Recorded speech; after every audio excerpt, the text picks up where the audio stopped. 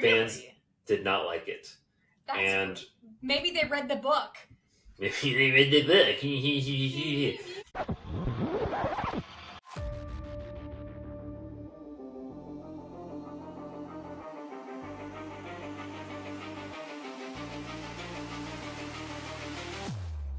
Hello, everyone, and welcome back to Survive This Crit. We're the podcast that combines our love with horror movies and RPGs to take you on an adventure with some of our most infamous movie monsters. And welcome back to episode 2 of our deep dive of Bram Stoker's Dracula. And I think we're going to kick things off here with an origin of the film, starting with Francis Ford Coppola, our fearless director. Right. So you want me to just get straight into it then? Yeah, why not? Okay. So the whole origin of this movie was pretty interesting. So basically what happened was there... man, I want to find a shorter way to say his name. FFC? Should we call him FFC? Just call him Coppola. Coppola? Coppola! Yeah. Coppola. My man Coppola here. This movie actually, it starts when Francis Ford Coppola was actually filming the third Godfather movie. AKA The Godfather Part 3. The Godfather that a lot of us like to forget. I don't know about that, but anyway. It's actually been a while since I've seen The Godfather, so I don't recall. I just remember them being good movies. Anyway. Winona Ryder was actually one of the original cast members in the film, but she bailed last minute. She didn't bail. She got sick. I wrote that down too. She had an illness. She couldn't do it. Okay, well the article I read just says she bailed, so I'm glad you could clear that up. But yeah, basically, don't hate on Winona. I wasn't hating. She's great. But she was out of the film. And after that whole drama happened, she actually approached Coppola with a screenplay written by James Hart, and she started bringing this to his attention, saying, "Hey, you're gonna hate this, Kylie, obviously, but this is a faithful script. You're gonna love it." And well, he read it. He was very excited about it, and he took it on.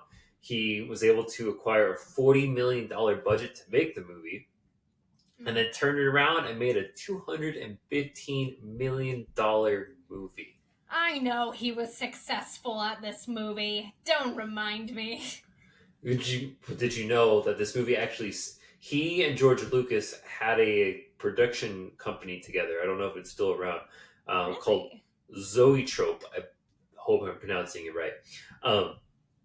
And this movie is credited with saving that production company. That's crazy. Coppola, he ended up, this was a passion project for him. You know that, right? Because he loved the 1931 film, and he loved the book. He used to read the book as a theater camp counselor to his campers. Yeah, I heard that too. Yes, you're right. He did read that story quite often to some of the camp kids. I believe he was quoted with the story of he had a girlfriend at the time at a camp that was separate and a little further away, and so in order to try and get the kids to go to bed early, he would read that story to them, which he was like, no, I don't think it necessarily put them to sleep, but, and I'm paraphrasing here, but I think it shut them up. It's fair. I was left speechless multiple times reading this book. So he definitely had a history with the story, and clearly by reading the script, he certainly felt the passion, and he went all in on it. And oh my gosh, he did some really cool stuff. I heard, there were some visual effects, and I believe we have a segment for that later. But there were some visual effects that he was adamant about doing that really helped kind of set the tone for the film. But before we get into that, I wanted to add on to that with yes, Coppola's directing style. So when the actors were cast, he actually took them away to Napa Valley, where he had a cabin. And he actually had the cast together for like a week to work on the script, which is really rare for film. For those of you who are not necessarily in the film industry, like you don't get a week to just work on your script with your castmates. That's like unheard of. So he worked with them for a week in a cabin, doing character work, um, doing acting exercises like vocal exercises and pantomiming to get to know their characters. And they even like rode horses and hot air balloons and learned to waltz. And they actually expanded the script based on that week that they had in Napa, because he gave the actors a chance to read the book, read the script, and if they felt like anything was missing, to add suggestions to the script that were in the book. You know, that's something he was actually pissed about with Anthony Hopkins. Anthony Really? Hopkins refused to read the book. He refused to read his lines before getting onto the scene. That's wild. I'll include the documentary links below, but he has some really cute moments where he's like kind of finding his character with Winona Ryder, with their like crazy scene together. But you know, Anthony Hopkins, even though he didn't read the book, he called this project the most interesting thing he's ever been on. Well, okay, so what did it say why he said that? I'm curious. Silence of the Lambs came out the year before, so he 91? did this after Silence of the Lambs. Okay. So interesting. I think just Coppola's directing style, he really let the actors have fun and let them play within their characters. Like a lot of the behind the scenes footage I watched, he really allowed them. He treated that week that they had in Napa a lot more like a theater director. He allowed them to really immerse themselves in their characters, even if they weren't like reading the book per se, like Anthony Hopkins, like you said. They were still doing exercises to really bring out their characters. And Gary Oldman actually calls this the most physically challenging role he's ever done, coming from Professor Lupin over here. He also mentioned that he didn't agree with every directorial choice given to him, which made it a fun challenge. In some of the behind the scenes footage, you can see Coppola and Oldman kind of going at it behind the scenes because they did not agree a lot of the time about the direction of the character. That's interesting because the only other thing I really had read about Coppola and Oldman was that Coppola gave him the note of like, hey, I want you to go around and whisper and kind of creep out the other cast members. Mm-hmm. And he actually did that. And it actually created tension between him and Winona Ryder to the point where the two refused to like be in the same room together unless they had to for the sake of the movie. Crazy. He did. I saw some clips of him like going up and whispering in people's ears. Mm-hmm. I think though, I think as a director, like he really took that material and used it really well. And I will say, I want to add a couple notes about this origin of the film with James V. Hart, because he's the screenwriter. So James V. Hart also was a huge fan of the 1931 film. And he wanted to include historical context. This is the first, and as far as I know, the only Dracula movie that actually includes the backstory of Vlad the Impaler, which Bram Stoker's Dracula, the book, is actually inspired by. So we actually have a lot more historical context on Vlad the Impaler. If you want to learn more about him, check out our vampire deep dive from last year, and you can learn more about that. But James V. Hart really wanted to make a true, I'm using quotations because this movie still pissed me off, but he felt like he wanted to make a true adaptation to the book. So he tried to make the characters more like how they appeared in the book, even more minor characters like Quincy and Dr. Seward. Like those characters just don't appear in most adaptations because most people see their roles as insignificant. And he wanted to play into those themes of unrequited love and lust.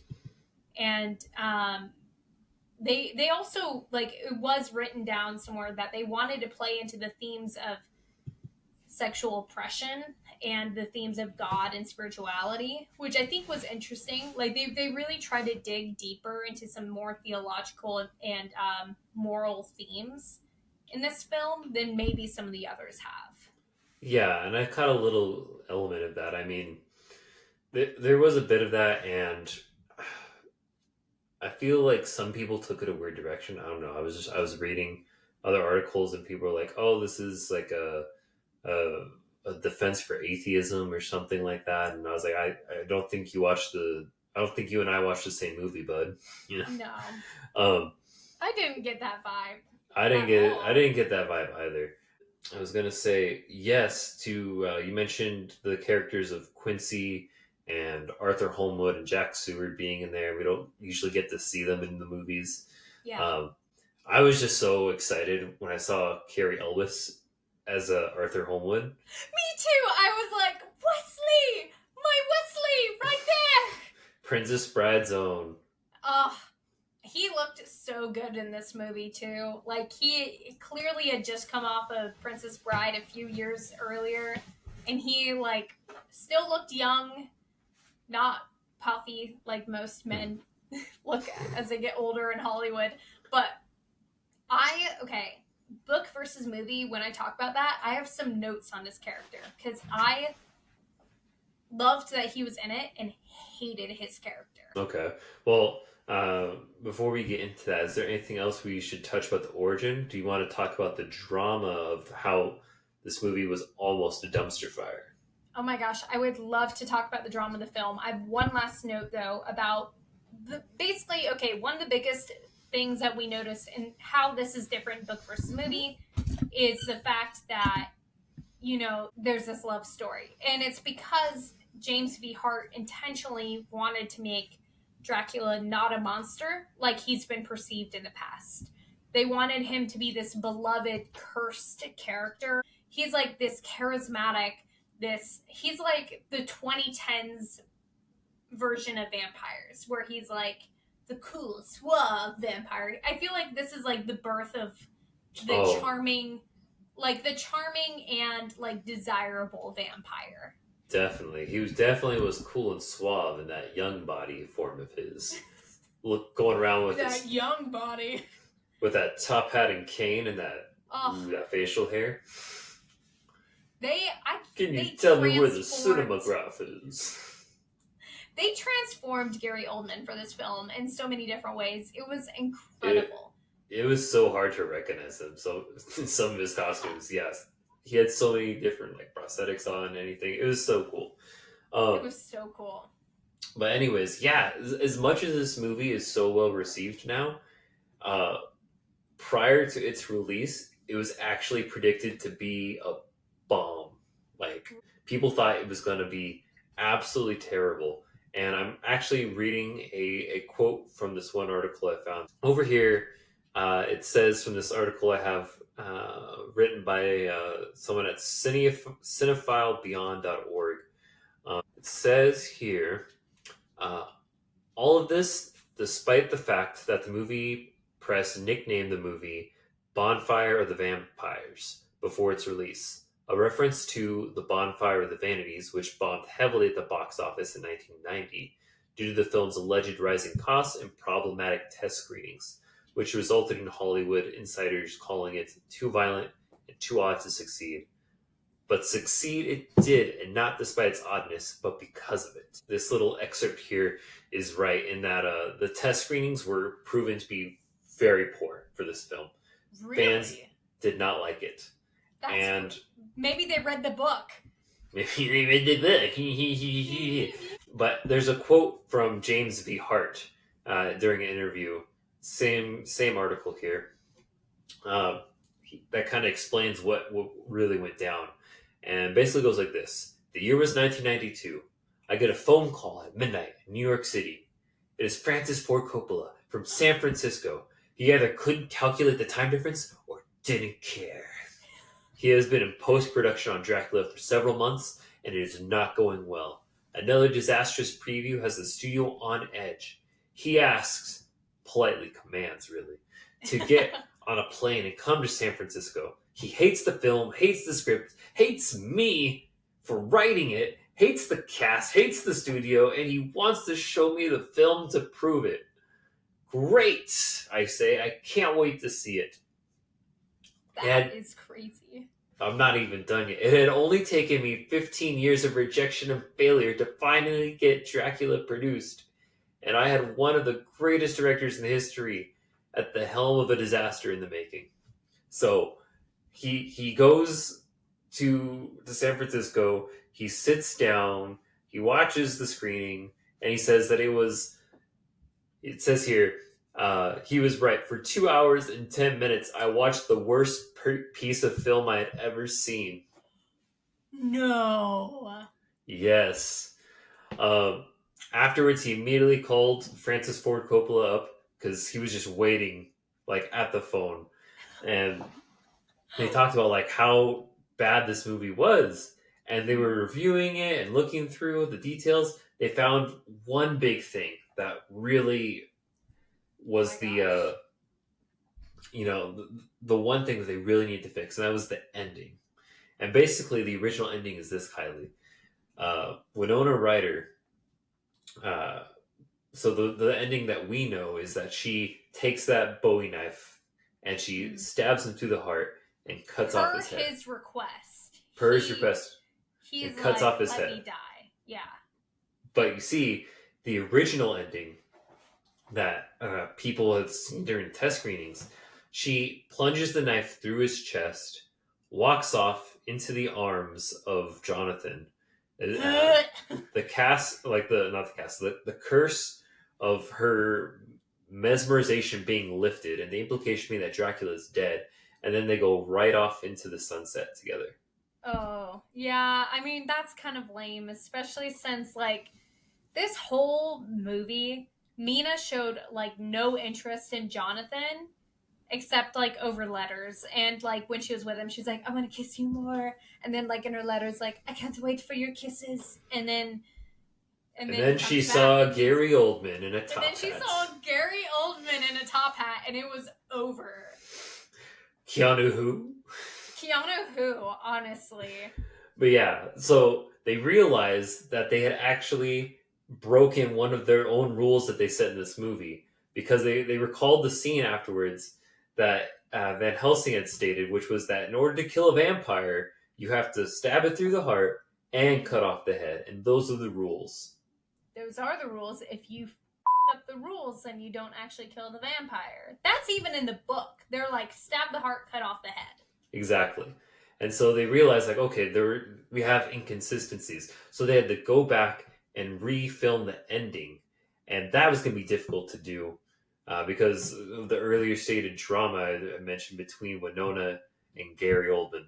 Yeah, I didn't realize that they had beef. Like, their chemistry was, like, fairly solid. It wasn't the best I've ever seen, but it was, like, good for the movie.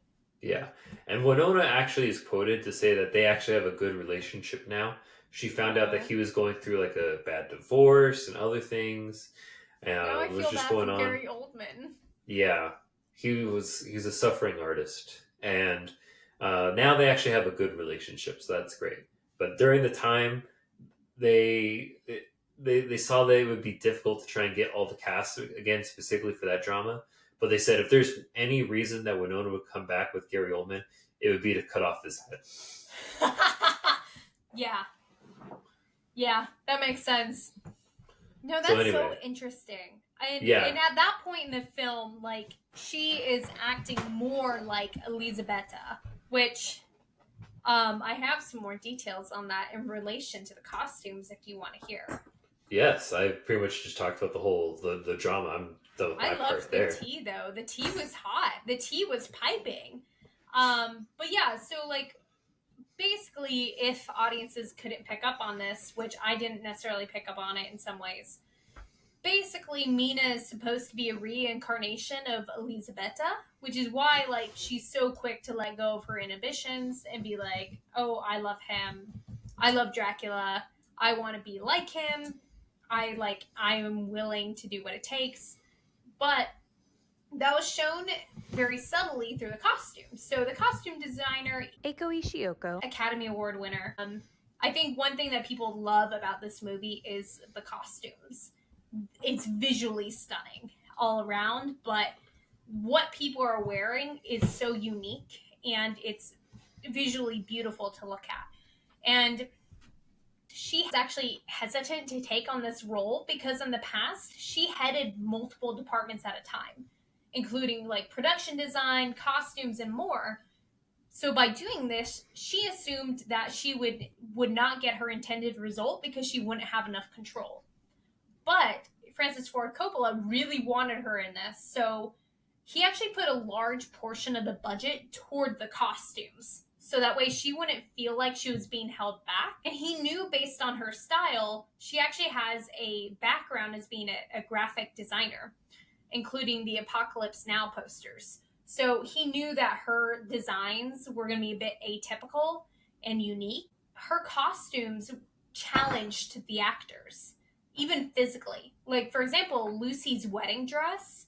The way that was designed in the script, Lucy was originally supposed to like scale the walls and do some crazy vampire stuff when she comes out of her coffin. However, the dress was so heavy she couldn't actually do any of that. And I think that there was something kind of powerful within the limitations of the designs of the costumes. But That's true. And honestly, like looking back at what her dress kind of looked like, I don't know if the whole climb on the walls thing would have worked. I like the more like eerie, just kind of walking around that she did. Yeah, me too. I think it would have been too much for like the subtleties that they were trying to play at. Mhm. But part of the inspiration for the styles of the costumes was the Dreamers of Decadence. So there's a lot of direct references to paintings. So for example, I'm actually going to start with Mina's costumes. Hers are not so much painting based, but some of the others are. Mina's costumes, they had silk imported from Italy and France, hence that enormous costume budget to make it happen. And Dale Webben helped with Mina and Elisabetta's costumes. Dale Webben, you may know him from The Titanic or Sleepy Hollow or Chicago. Basically, huge blockbusters that have amazing costumes. But the goal was to have Elisabetta and Mina's costumes be similar color schemes, so that way you could tell they're like reincarnations. Like Mina is some sort of reincarnation of Elisabetta. You can tell that by both of them wearing green throughout the film. And I didn't actually catch that, but now that you say it, yeah, they both. Okay, I get that. That's interesting. I didn't notice that I at got first. you. Thank you for pointing that out. I feel so much smarter.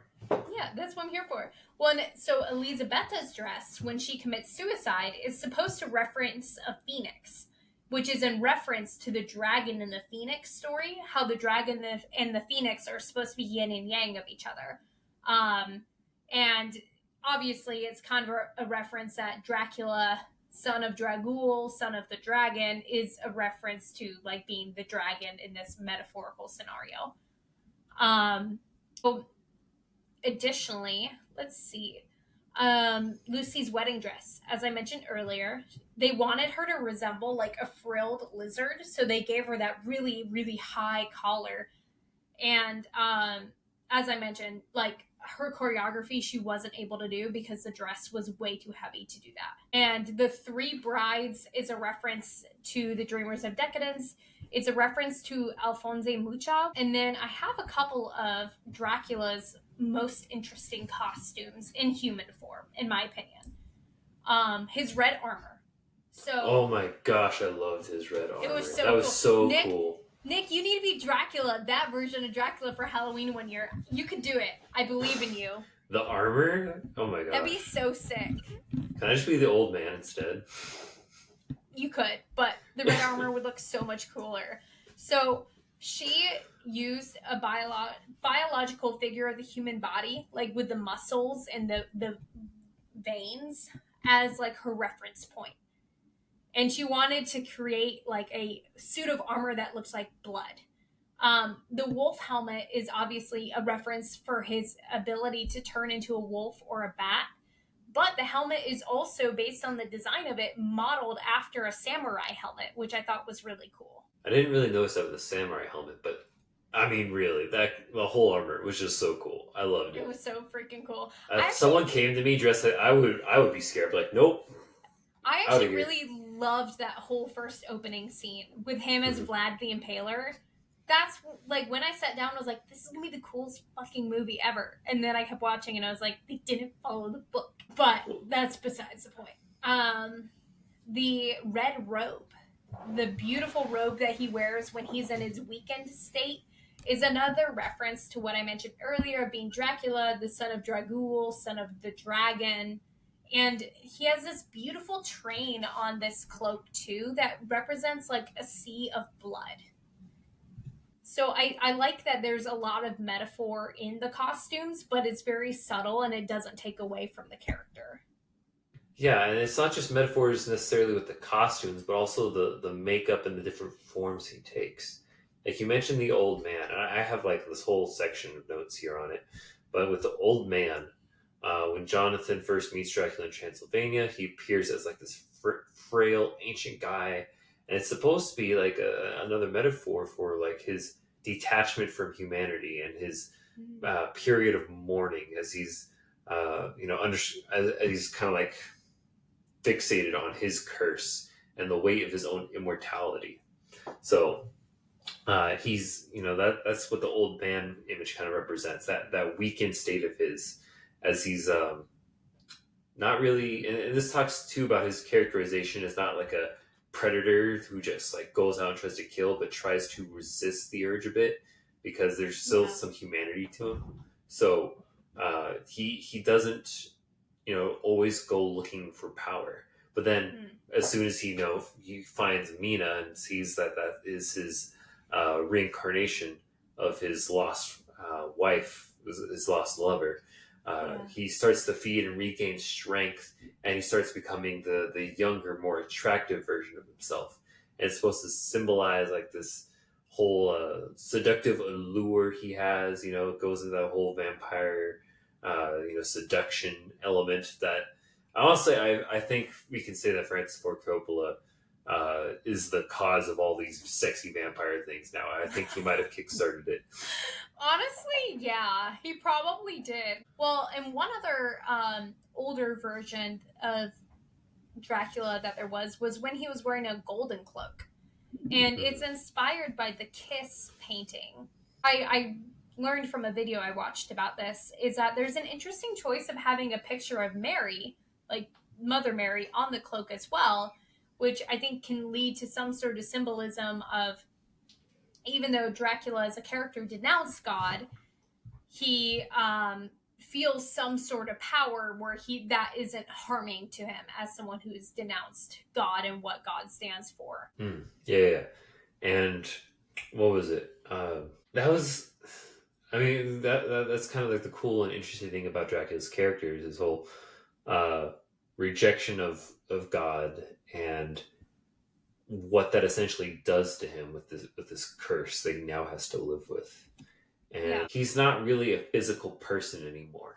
Yeah. He is whatever he kind of chooses his form to be, depending on what he chooses to do with his power.